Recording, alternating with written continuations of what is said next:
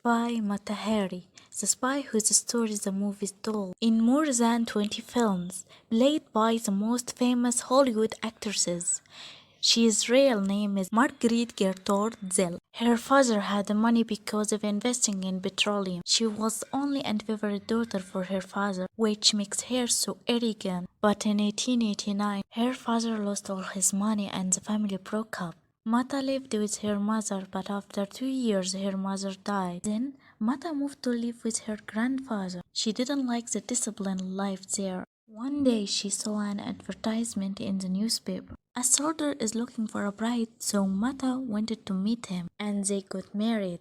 Mata gave birth to 2 children, a boy and a girl. The couple moved to live in Indonesia, but there Mata have known that her husband has affair with other women, and she did the proverb to anger him.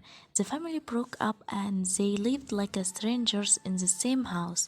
And what it made it worse is the death of her son.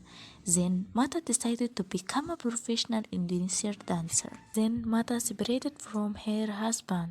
After they separated, her financial condition has become very poor. Then she traveled to France and she succeeded in become a famous dancer there. Although her dancing wasn't that professional, but she relied on revealing clothes. Mata has amassed a fortune by dancing, but she fell in love with an officer. His name is Alfred Kipper, which made her give up everything, but he left her after 2 years. And after World War I, Mata traveled to Holland. It appeared in her life an officer named Karl Kramer, officer in the third office for the German intelligence. He asked her to go to Paris to collect information about it for Germany, and she agreed in return 20,000 French francs, and her name was E21. She had many sexual relations with army officers, take information from them, and she turns it to Germany. But French intelligence was watching her in silence, but the officers were very afraid of her. Then they arrested her with knowing there is no reason for that.